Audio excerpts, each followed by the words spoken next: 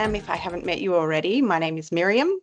I am a social work lecturer here at Sydney Met, and my background as a social worker has primarily been a lot of it's been in child protection, and I've worked a lot across mental health, particularly with parents and also young children who have been affected in different ways by mental health conditions. So I'm really excited to be talking to everybody about some habits and some ideas and tips that we can all use to better protect our mental health.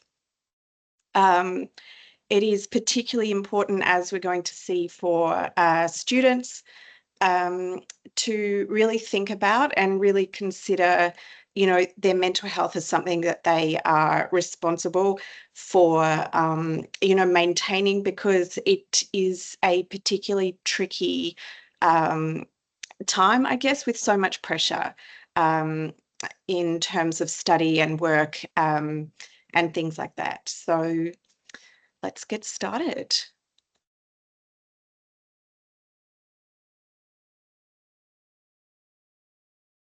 Okay, so a bit of an overview in terms of what I'll be talking about today. A little bit of a conversation around what mental health actually is. I'll look at particular risk factors for university students in Australia and why, I guess, ideas around why we have to be concerned about mental health. We'll be then looking at the importance of routine and self-care, social networks, and also time management. We'll have a little bit of a look at social media, also goal setting, mindset, which is a theory by Carol Dweck. And then we'll look at ways that we can identify in ourselves declining mental health, and I guess that helps us to identify when we need to start accessing services or we need to sort of try and get some support. All right, so the World Health Organization defines mental health as a state of mental well-being that enables people to cope with the stresses of life, realize their ability, learn well, and work well. So I guess the takeaway from this definition of mental health is that what we are looking for is the mental stability that allows us to do what we need to do within life and do what we want to do within life. So what we're looking for is we recognize that stress is a part of life. It happens to everybody. There are very few people who get to go through life without coming into contact with stresses. And in fact, stress can be a very good thing. However, if we don't have the mental stability to be resilient to that stress and respond appropriately or well to that stress, then that starts to impact on our ability and reduces our ability to learn and to function. Sorry, Miriam, may I just know if there's a slide? If there's a slide? Yeah. Oh, no, you can't see it. It was not shared to us. Yes. I thought you were going to ask me a question about what I'm talking about, but oh, goodness me, I thought that I had shared it. Now,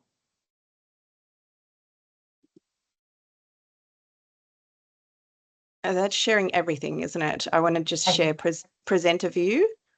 Yeah. This one is sharing everything, but it's okay.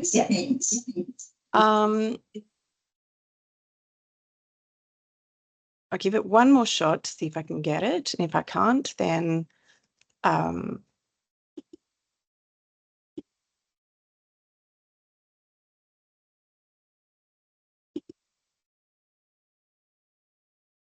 there we go. Have you got that? Yes, this is perfect. Thank you so much. Okay. Apologies. I did share it and then I took it down just to change something. So apologies for that, guys. What I might just do is quickly go back to the start. So this here is what we're going to be talking about today.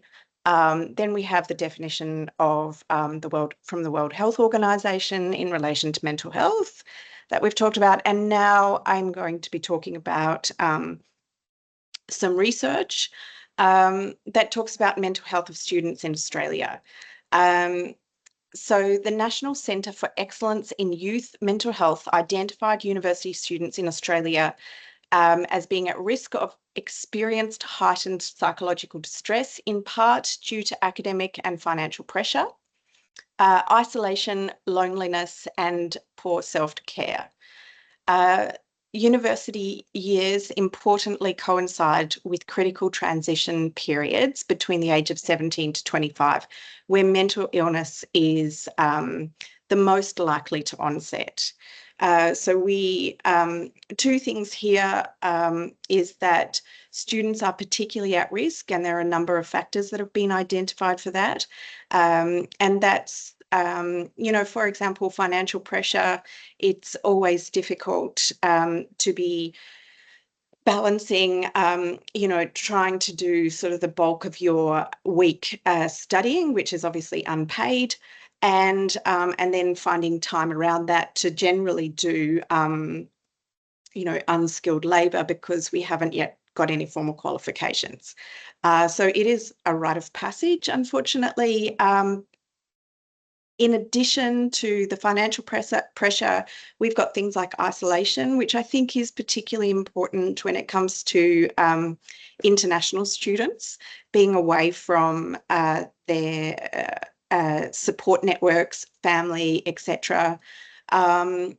And also, of course, you don't have a huge amount of time for socialising and connecting because you're too busy working and studying. So loneliness is also a factor that we're going to look at. And then we've got poor self-care.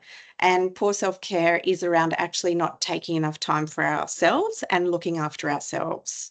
And the next point being that mental illness is I guess the onset or the time in our lives where we're most at risk of mental illness is actually around the ages of 17 to 25. If we are going to live with a long-term mental illness, this is when we likely see that the onset of those symptoms. So we have to be particularly careful around this time as well to look after ourselves. So what I've got here are two images. When I work with clients or anybody in relation to sort of talking about how they might be able to look after their mental health or stabilise their mental health, I often talk to them about trying to conceptualise it in a way where they separate themselves and think about themselves as almost being other people, or, for example, a child that they might look after. And the reason that I say this is because sometimes we're much better at looking after other people than we are. We think to ourselves, I'll be fine, there's nothing wrong, I'm okay, I can do that extra shift, I can just push through and not sleep, or I can do this, there's not a problem. However, if we were looking after someone else, we would probably say, hey, you know, I really care about you, and I think it's time that you know, look after yourself, and I'm worried about you, you're taking on a lot. So when you think about your own mental health, think about caring for your mental health as if it's potentially somebody else. And that actually leads me to this idea of this funny rat on a wheel. And this kind of image just conjures up for me the idea of like a bit of an experiment, a scientific experiment. And I think that what we're trying to do is look at the habits that we have and see how they impact us. So it's almost like a little bit of a scientific experiment on ourselves. If I go to bed every night at the same time and I wake up and I do that consistently, how does that impact upon me? And what sort of changes can I notice from that? So that kind of brings me to the first point, which is a really foundational and a quite obvious point, but I think that we often miss it, and it's very easy to miss it. And this is really just coming back to basic routines. Routine is the best thing for mental health. And this relates to, a lot of this relates to the predictable nature. Your brain loves predictability. It loves routine. It loves to know what's happening, when it's happening, can rely on that happening, etc. So, things like getting enough exercise. Exercise actually helps us get into a routine, because in actual fact, part of a routine is also sleep. And you want to sleep well, and exercise helps us do that. Not only does exercise help our physical self, and we know that we often tend to separate mental health and physical health, or our mind and our body. However, they are basically inseparable, and very much work in tandem. So, for example, as I said, if we exercise, we can regulate our circadian rhythms or our sleep cycles, which means that we can often fall asleep quicker. And if we have a routine and a time that we often go to sleep, so say, for example, every night we go to sleep, having exercised that day for an hour, we go to sleep at 10 o'clock. We will fall asleep quicker and easier, and our body will be better rested than if we fall asleep, for example, 3 o'clock in the afternoon, have a bit of a wake up, try and get back to sleep again at 2 o'clock and finish our sleep, or have really disjointed, irregular circadian rhythms. Mental health or exercise also increases endorphins, so good chemicals that we want to feel happy. It allows us to concentrate a lot more as well. So it increases our concentration, which is really great. I'm going to be talking about time management soon. And being able to concentrate and work quickly, or work in a way that's efficient towards achieving our tasks, is a really important function as well. So another thing in terms of this connection between both your mind and your body is anxiety, and there is a lot of stress and anxiety that that comes along with studying. That might be exams, it might be the pressure of deadlines, it might be trying to balance everything.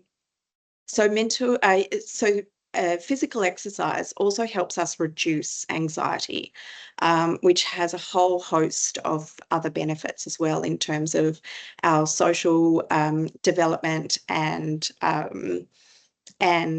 just general well-being as well. So that also brings me to the connection between sleep, exercise, and mental health, and that relates to also our nutrition. So if we are thinking about what we eat, it has a big impact as well on these routines and our ability to develop some really good healthy routines. So what we put into our body directly affects the structure and the function of our brain, and ultimately that impacts upon our mood. So if we are reaching for sugar, or we're reaching for, some carbohydrates, something high in fat and salt, or something high in fat and sugar and carbs, and we're reducing our digestive tract's ability to function and things like that, what we're doing is actually changing our mood as well. We're having spikes in blood sugar. We are essentially not supporting our body's opportunity to function at its most optimal. So being really mindful of nutrition is also really important and comes directly back to this idea of routine that I want everybody to really try to consider. How can I, be as stable and predictable? How can I make my days as stable and predictable as possible? So another idea around this is executive functioning. So this is a frontal lobe, which is regulates things like decision making, future planning, and helps us to make good decisions, basically, which is incredibly affected by sleep deprivation and by not having good circadian rhythms, because you can have slept 8 hours, but if it wasn't a good 8 hours sleep, then your executive function is still compromised by that. Okay.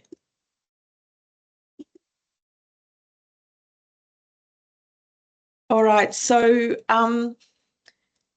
the importance of social networks and establishing connections with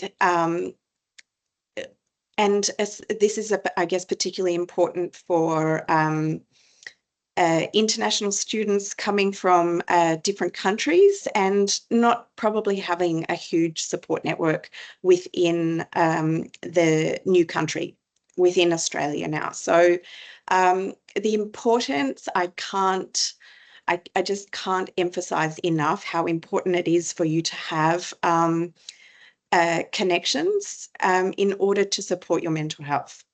Now, I'm going to talk to you really quickly about a study that was done by a fellow called Emil Durkheim. He actually did a study on suicide rates, which obviously a very good marker of people's mental health.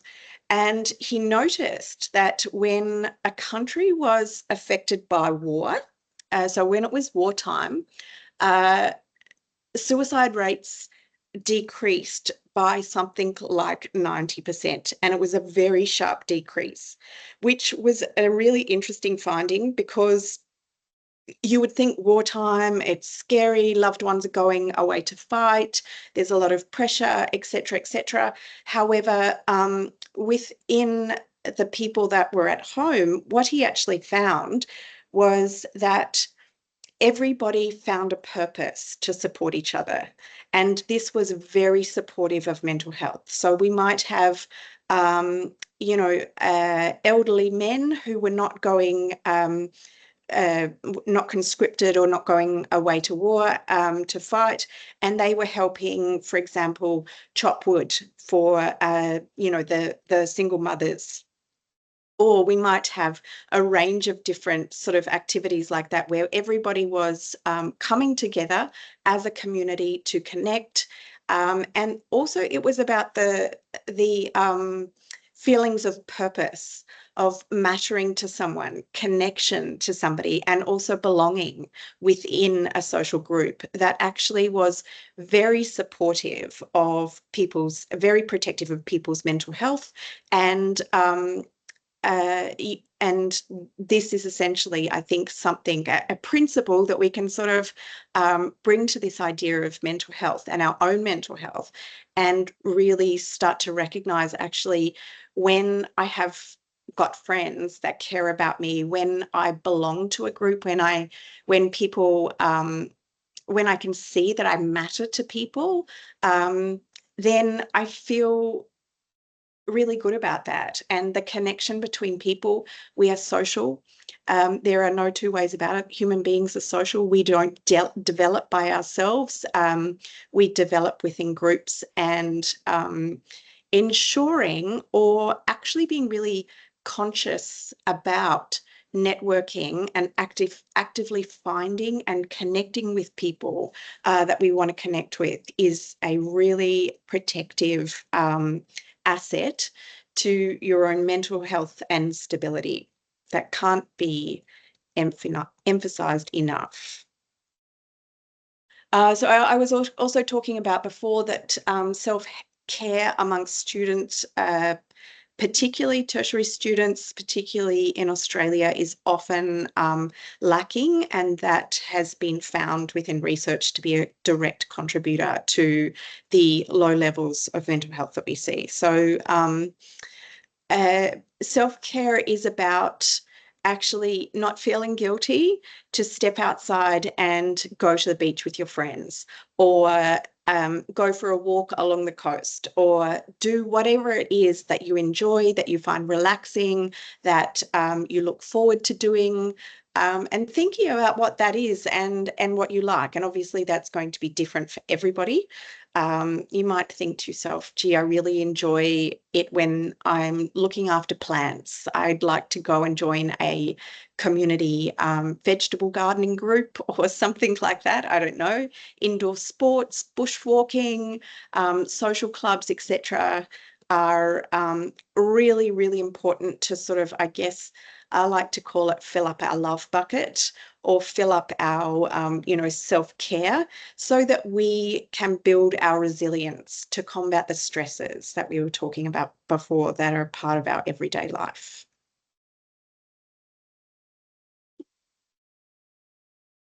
All right. Time management. So I think that you can all see that all of these things kind of have a lot of overlap and connection, and it's almost like the whole is more important than each of the individual parts together. So it's time management obviously is dependent upon you having good sleep cycles and all of the other things that we've talked about. However, time management, particularly for students, extremely important. So this is about looking at your schedule and being realistic. I know that I certainly sometimes undertake this activity of looking at my schedule, looking at what I need to do, and really cramming things in, and they're not realistic, and that doesn't help anybody to sort of be under really unrealistic timeframes or pressure. So being very realistic, and definitely looking at having a diary, or probably more so today, a calendar online somehow that you can access, where you can be really mindful about and strategic ultimately about how you are going to use your time the most effectively. So there is, I guess everybody's heard of clinical depression, which is not something any of us want to be dealing with. But as I said, was a risk factor, particularly for younger teens and people in their early 20s. And there are two different types of depression. So one type of depression is called endogenous depression, and that is something that's a mental illness that that I'm not going to talk about, because that more is within the individual, and it's not something that you can as easily avoid. However, what we are most, I guess, at risk of at this time, due to so many different pressures coming from different directions, is this idea of reactive depression, which is very different. And this idea of reactive depression is that it is a response to ultimately overload. And it's similar to, you can see it as something like the straw that broke the camel's back in some ways, or just adding on and on and on until your brain is unable to withstand the pressure, and it's depleted of all of its happy chemicals, or all of its serotonin, and isn't able to create the serotonin at the rate that you are taking away from it. And this results in reactive depression. So being able to manage our stress, manage that cognitive overload, is a really important aspect of making sure that you support your mental health outcomes. So this, of course, looks like putting your assignments on that calendar, identifying deadlines, being able to put markers in, I've got at this date, I know I've got, 2 weeks to achieve this deadline, etc. So there are lots of planners and digital tools that we can use these days. That can be extremely useful.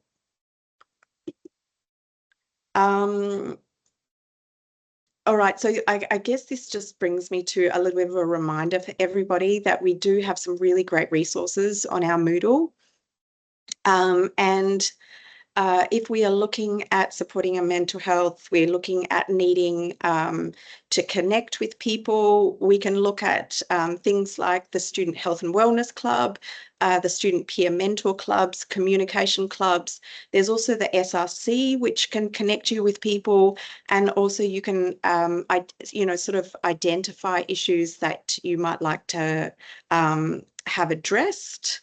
Again, we've got the Study Skills Lab as well, which is really, I can't emphasize enough to my students that especially, get in there at the beginning, because your GPA or your grade point average is, a combination of all of this. So if you start with the basics at the beginning, learning time management, learning how to reference well, learning how to structure an essay, then it takes a lot of pressure off throughout the course of the qualification, and also increases your ability to do well and achieve the things that you want to achieve.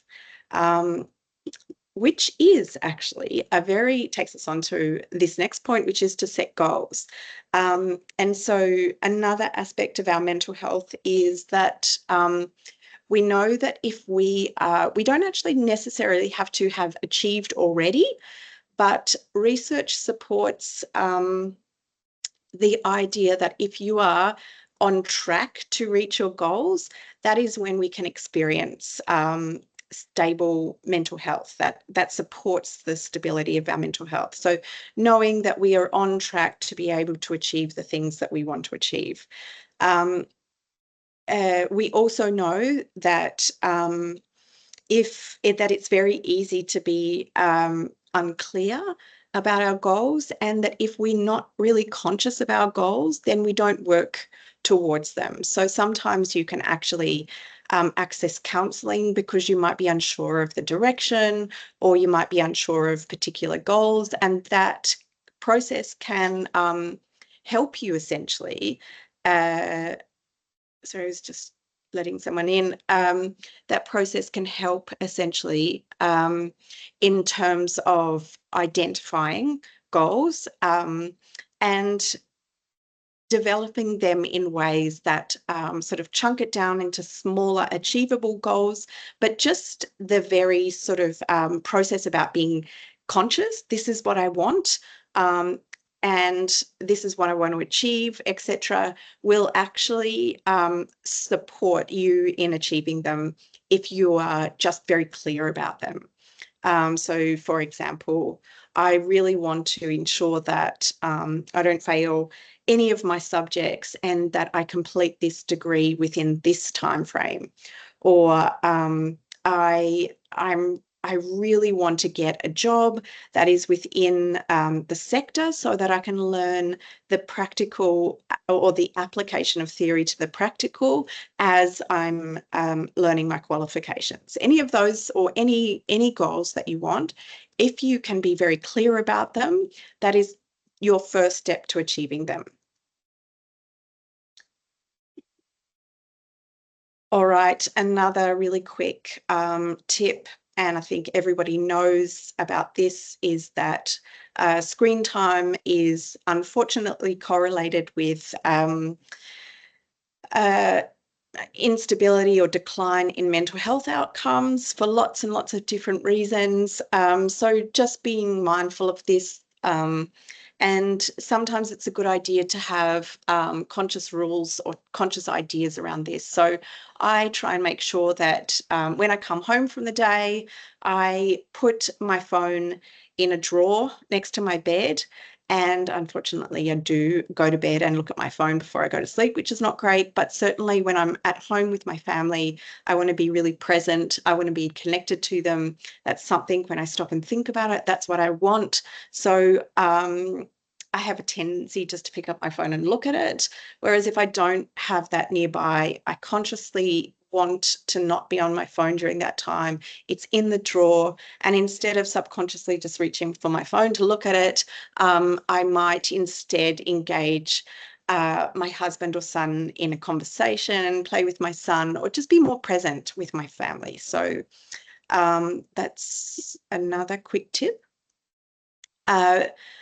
We're getting close to the end, but this research that was conducted by Carol Dweck is really important for mental health, and I think also really important when we are achieving things as big as seeking a tertiary qualification.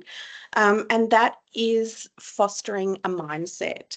So Carol Dweck found, in actual fact, and this was in connection to actually school students that were in primary school, so the younger students who were sort of like in grade 5 and 6, what she found was that it wasn't necessarily the most intelligent students that had the best academic outcomes. It was in actual fact what she found the most consistent characteristic of the child was in fact mindset, what she called mindset. And this mindset was actually about being able to and having this mindset of sometimes I have setbacks, but I can do it. I can grow. I can get past. With the opposite to that being, oh, I wasn't successful in that. That means I can't do it. And that means I give up. And, that means that I don't know and I can't do it and I'll never be smart and I'll never be able to. And that, interestingly, as I said, is not necessarily correlated with IQ. Very clever, intelligent students had what Carol Dweck called a fixed mindset, and that is, I can't do it, I'm not smart. And that actually prevented those students, just that mindset, from achieving their goals, from actually pushing through that idea and going, everybody makes mistakes, or not everybody gets something the first go, and I need to learn from my mistakes and figure out how I can move forward. So I just think that that's a really interesting piece of research and insight into how it is that we can achieve what we can achieve. And actually a growth mindset is something that we can develop.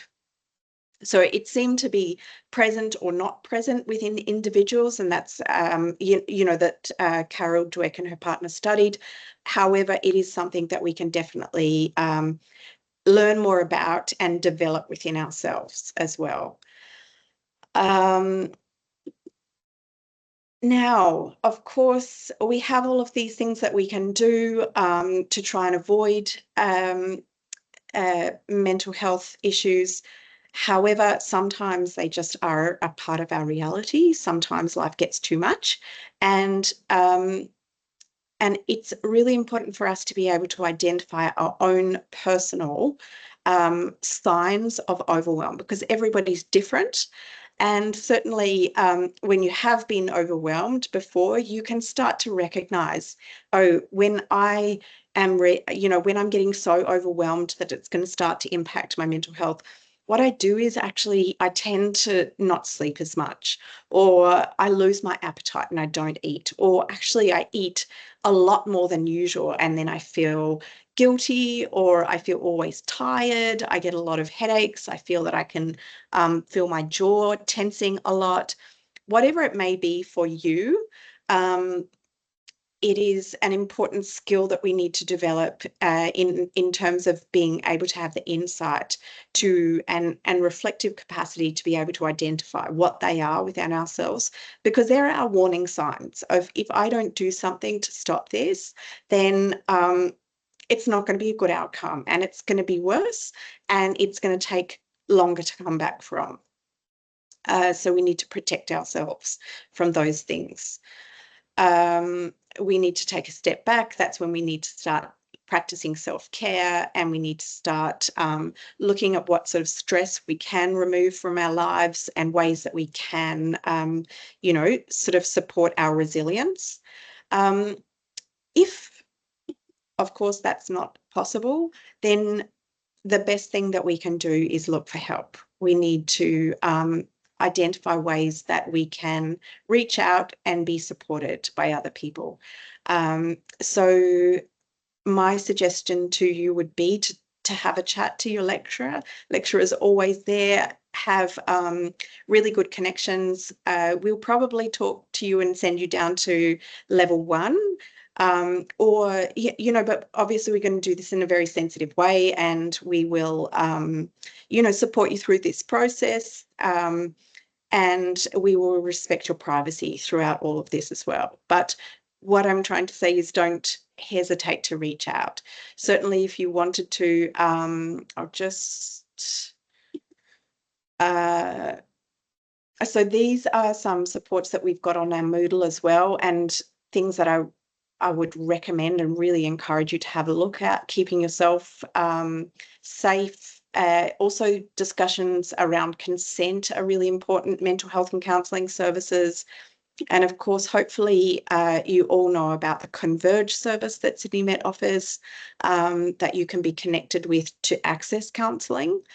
If you are in an acute feeling of overwhelm and crisis, Lifeline is which is just a phone call to this 131144 number, and has trained crisis counsellors on the line for as long as you need it.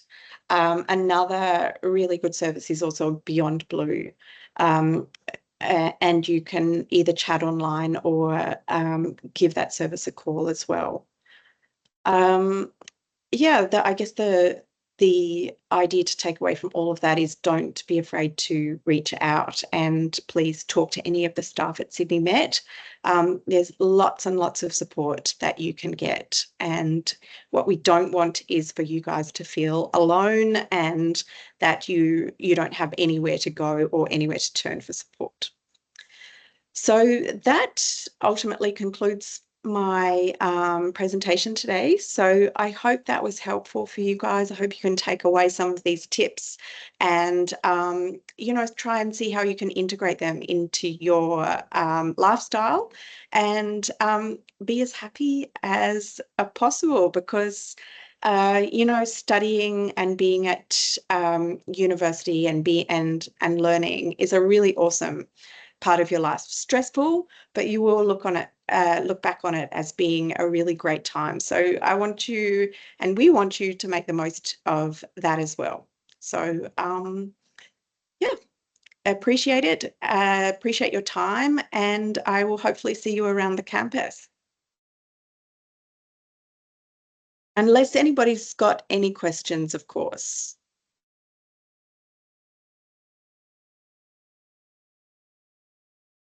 Okay. I can see that Pratham is typing something on the chat area and chat side.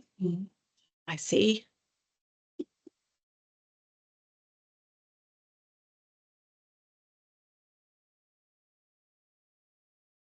Oh, I can see lots of my students here, and they're saying hello. So I really appreciate that, guys. Thank you for coming. Lovely to see you. It's very informative. Appreciate it. I love to see you guys here, and hope that it was good. Hope that it was helpful for you. I'm just reading the comments.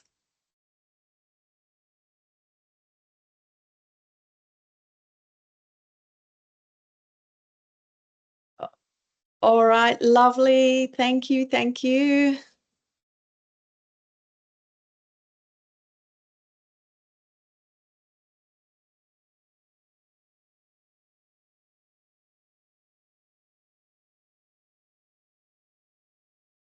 Oh, thanks, guys. Very sweet. Appreciate it.